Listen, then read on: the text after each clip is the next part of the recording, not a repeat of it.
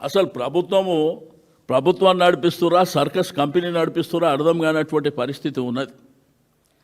ప్రజాప్రతినిధులకు తెలియదు, కార్పొరేటర్లకు తెలియదు, వాళ్ళ మేయర్ గారు డిప్యూటీ మేయర్ గారికే ఇది ఎట్లా చేసిర్రు, ఏం ప్రక్రియ, ఏ పద్ధతిలో జరిగింది అనేటువంటిది ఎక్కడ కూడా జరగకుండా దీన్ని ఇక్కడ వదిలిపెట్టే సమస్య లేదు. కోర్టుకు కూడా పోతున్నాం. మేము చట్టపరంగా న్యాయపరంగా కూడా పోరాటం చేస్తాం.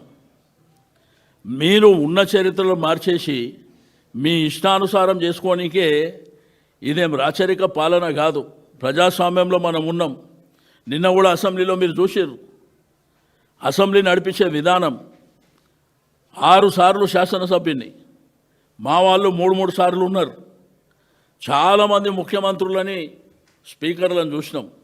మన స్పీకర్ గారు లెఫ్ట్ సైడ్ ముఖమే పెట్టాడు. స్పీకర్ గారు ఏ రాజకీయ పార్టీకి సంబంధించిన వ్యక్తి ఉండడు. ఆయనకు ఆ పదవి వచ్చిన తర్వాత అందరినీ చూసే బాధ్యత అయినదే. నిన్న మేము సభ నుంచి బహిష్కరించడానికి కారణం మీరు చూసిండ్రు. ఒకటి, అక్కడ జరిగినటువంటి మూసీ రివర్ మీద జరుగుతున్న క్వశ్చన్లో అందరు అభిప్రాయాలు చెప్పారు. మా ఉపనాయకులు హరీష్ రావు గారు కూడా ఆయన కొన్ని ప్రశ్నలు లేవనెత్తాడు. ముఖ్యమంత్రి గారు అక్కడ లెజిస్లేచర్ అఫేర్ మినిస్టర్ గారు ఆన్సర్ చేస్తుంటే ఈయన ఇంటర్వ్యూన్ అయి 1:20 నిమిషాలు ఇష్టం ఉన్నట్టు మాట్లాడి, అంటే ఏదా స్పీకర్ గారికి టైం సెన్స్ తెలియదా? అంటే ఎవరు ఎంతసేపు మాట్లాడాలను ముఖ్యమంత్రి అయినంత మాత్రాన స్పీకర్ గారు మధ్యలో స్పీకర్ గారు మాకు అవకాశం ఇస్తారు, ఆయననే మాట్లాడుతుంటాడు. కాబట్టి వారి నిరసన కింద మేము నిన్న బైకాట్ చేసినాం. మళ్ళీ బయటకు వచ్చినాక నిన్న టీవీలలో చూస్తే మేము పారిపోయినామని. అరే పారిపోయేది మీరు. అసెంబ్లీ నెల రోజులు పెట్టమంటే 3-4 రోజులు పెట్టుకొని పారిపోతుంది మీరు. పీపీటీకి అవకాశం ఏమంటే ఇయ్యమంటుంది మీరు. కాబట్టి శాసనసభ అనేది అందరిది. అక్కడ ఉన్న ప్రతి మెంబర్ కూడా హక్కుదారుడు. అవకాశాలు అనేది అందరికీ ఇవ్వాలి. ముఖ్యమంత్రిని విమర్శిస్తే నేను మైక్ ఇయ్యానంటాడు ఆయన. కనీసం రూల్స్ బుక్ చదవండి. ముఖ్యమంత్రి గారిని అంటే విమర్శిస్తే డబ్బా కొట్టాలనా, భజన చేయాలనా నీకు మీ ముఖ్యమంత్రికి? ప్రతిపక్షాల పాత్ర ఏంది? ప్రజా సమస్యల్ని అసెంబ్లీలో మా గల్లమెత్తడం, ప్రభుత్వాన్ని ఆకర్షించడం, తద్వారా పనులు జరగాలనేదేదా ప్రతిపక్ష పార్టీలది. అట్లా కాకుండా ఈయన డబ్బా కొట్టమంటాడు. అరే స్పీకర్ గారు చెప్పే మాటన మీరు ఆన్ రికార్డు చెప్తుండే ఆయన ఏమని, ముఖ్యమంత్రిని విమర్శిస్తే నేను మైక్ ఇయ్యనంటాడు. నీకు కూడా స్పీకర్ గారికి కూడా కొన్ని రూల్స్ రెగ్యులేషన్స్ ఉంటాయి దాంట్లో. కాబట్టి మాకు మైక్ ఇచ్చే అవకాశం లేదు. మాకు మైక్ ఇచ్చినా ఆయన్నే మాట్లాడుతుండు మధ్యలో. కాబట్టి రెండోది చీఫ్ విప్పులు వాళ్ళ బాధ్యత ఏందండి? ప్రభుత్వానికి ప్రతిపక్షాలను సమన్వయం చేయడం వాళ్ళ బాధ్యత. వాళ్ళ బాధ్యతలు లేనేలేరు. ఎప్పుడు మమ్మల్ని విమర్శించాలి, ఎప్పుడు మమ్మల్ని తిట్టాలి, ఈ కార్యక్రమాలు పెట్టుకుంటారు. ముఖ్యమంత్రి గారు అంత భూతు పురాణం మాట్లాడితే శ్రీధర్ బాబు గారికి అనిపిస్తలేదు.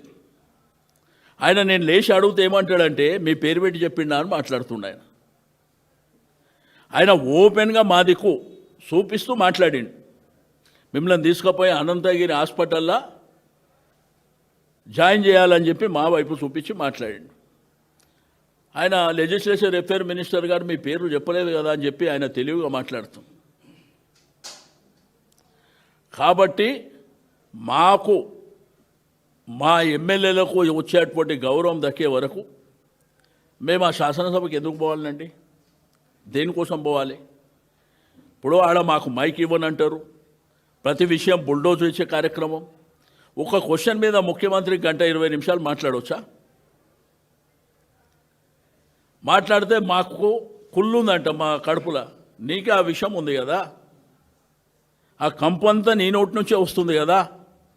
నేను అనేక సందర్భాల్లో ఒక సీనియర్ శాసనసభ్యునిగా చెప్తున్నా, ముఖ్యమంత్రి గారి భాష మార్చుకోవాలి. ఇప్పటి ఉన్నటువంటి జనరేషన్ పిల్లలు ప్రజలు కూడా పాడైపోయేటువంటి సందర్భం వస్తుంది. నీ భాషను చూసి మీరు మార్చుకోవాలి. ఒకవైపున ఏం చెప్తాడు, అందరి అభిప్రాయం తీసుకుంటా, నేను ఎట్లా చేస్తే బాగుంటుందో చెప్పండి, మీ అందరి అభిప్రాయాలు. వెంటనే ఉరి తీయాలని కసబ్తో పోల్చడం ఈ విధమైనటువంటిది. కాబట్టి సికింద్రాబాద్ జిల్లా విషయంలో ఎట్టి పరిస్థితుల్లో సికింద్రాబాద్ కార్పొరేషన్ విషయంలో వెనక్కి తగ్గే ప్రసక్తే లేదు. చాలా పెద్ద ఎత్తున పోరాటం చేయబోతున్నాం. 17వ తారీఖు నాడు ఇచ్చేటువంటిది ఫస్ట్ ప్రోగ్రాం అది. ఆ తర్వాత ప్రజల్ని చైతన్యవంతం చేసిన తర్వాత ప్రజల అభిప్రాయాలు, మేధావుల అభిప్రాయాలు, విద్యార్థుల అభిప్రాయాలు, సంఘాల అభిప్రాయాలు, ప్రజాప్రతినిధుల అభిప్రాయాలు తీసుకొని కార్యాచరణ కంటిన్యూగా ఉంటుంది. మీ డివిజన్ డీలిమిటేషన్ కూడా మీరు ప్రాపర్గా చేయలే. 4-5 రోజులలో జరుగుతుందా ఎక్కడన్నా? ఇంత పెద్ద గ్రేటర్ హైదరాబాదు 24 అసెంబ్లీ నియోజకవర్గాలు ఉన్నటువంటి పరిధిలో మీరు వారం లోపల అన్నీ జరిగిపోయినాయి అంటాడు. ఏ పద్ధతిలో చేసిర్రు? ఎవరిని అడిగినరు? ప్రజల్ని కన్సర్న్ చేసిర్రా? లేదు ప్రజాప్రతినిధులు అడిగినరా? ఎవరిని అడగకుండా మీ ఇష్టానుసారం చేసుకొని నా ఇష్టం ఉన్నట్టు నేను చేసుకుంటా అంటే చరిత్రను కూడా మార్చేస్తామంటే. అరే జంట నగరాలంటేనే Hyderabad, Secunderabad. Tank bund left side Secunderabad, right side Hyderabad. నీకు దమ్ముంటే హైదరాబాద్ పేరు మారుస్తా అని చెప్పు.